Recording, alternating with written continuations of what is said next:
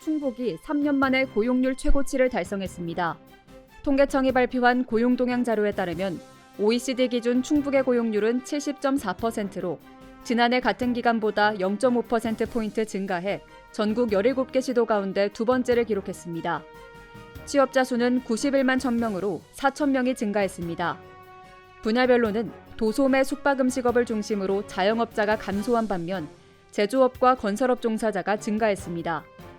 이는 제조업을 중심으로 산업 구조를 강화해 제조업 일자리가 늘고 도의 지속적인 투자 유치와 방사선 가속기 유치 등이 건설 경기를 부양하는 데 일조한 것으로 보입니다.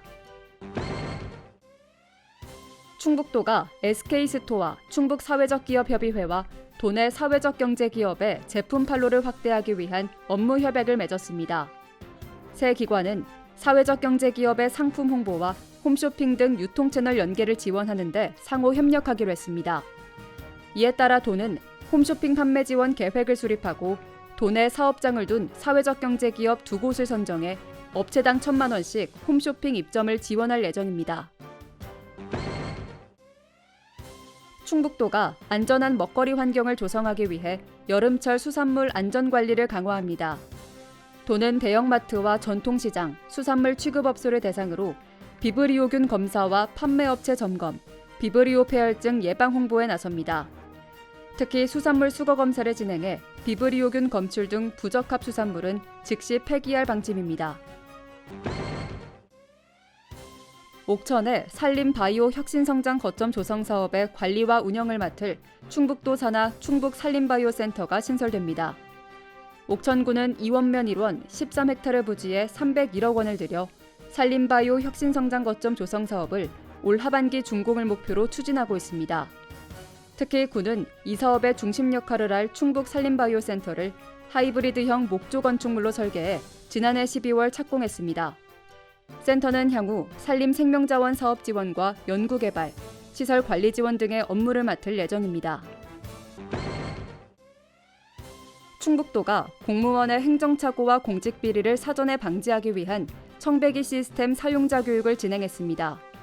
청배기 시스템은 지방재정, 시도행정 등 업무 처리 과정에서 발생할 수 있는 오류와 문제점을 담당자에게 즉시 통보하고 조치하도록 하는 전산 시스템입니다.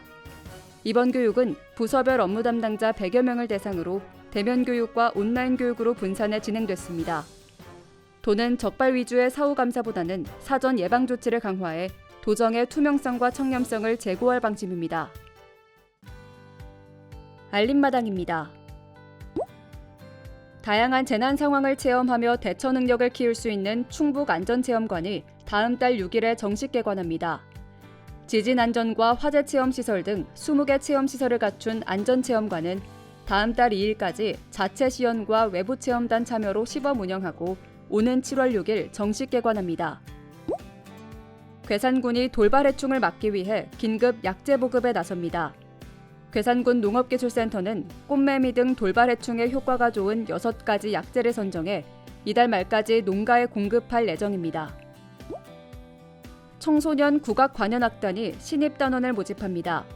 모집 분야는 국악성악으로 초등학교 3학년에서 고등학교 2학년을 대상으로 진행되며 민요와 판소리에 재능이 있거나 관심이 있는 학생은 누구나 지원할 수 있습니다. 청주시가 글을 배울 기회를 놓친 주민들을 위해 가가호호 찾아가는 한글 교실을 운영합니다. 대상은 교통이 불편하거나 건강상의 문제로 한글 학습장 수업에 참여하기 어려운 노인 20명으로 오는 18일부터 올해 말까지 강사를 파견해 1:1 맞춤형 수업을 진행합니다.